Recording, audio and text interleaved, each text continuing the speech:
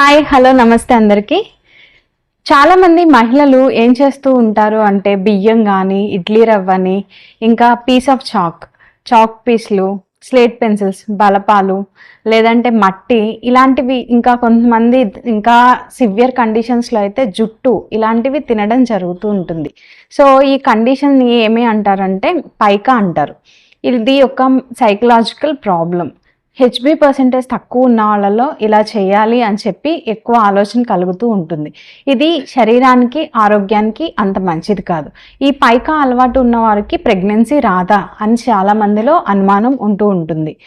దీనికి ప్రెగ్నెన్సీకి ఏమాత్రం సంబంధం ఉండదు. కానీ ఈ పైకా హ్యాబిట్ వలన, వాటిలో ఉండే రసాయనాల వలన పళ్ళు అంటే దంతాల యొక్క ఆరోగ్యం, డెంటల్ హెల్త్ అనేది పాడవుతుంది. కొంతమందిలో స్టమక్ పెయిన్ వస్తుంది. ఇంకా సివియర్ కండిషన్స్లో అయితే హెచ్బి పర్సెంటేజ్ తగ్గి ఎనీమియా అని, రక్తహీనత, కాన్స్టిపేషన్, ఇంకా సివియర్ కండిషన్లో జుట్టు ఎక్కువ తిన్న వాళ్ళలో అయితే ఇంటెస్టైనల్ అబ్స్ట్రక్షన్ అంటారు. ఇలాగా ఈ ఇంటెస్టైనల్ అబ్స్ట్రక్షన్ ఏర్పడితే కనుక సర్జరీకి కూడా వెళ్ళవలసిన అవకాశం రావచ్చు. ఇది చాలా సివియర్ కండిషన్. ఈ అలవాటు కొంచెంగా ఉన్నప్పుడే దాన్ని తగ్గించుకోవడానికి ప్రయత్నం చేయాలి, లేదంటే డాక్టర్ని సంప్రదించాలి. ఈ రకమైన ఆహార పదార్థాలు శరీరానికి ఏమాత్రం మంచి చేయకపోగా శరీరానికి చాలా నష్టాన్ని చేకూరుస్తాయి. కాబట్టి వీటిని ఎంత వీలైతే అంత దూరంగా పెట్టడం మంచిది.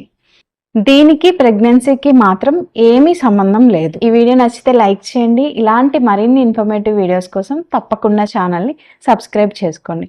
Thank you for watching.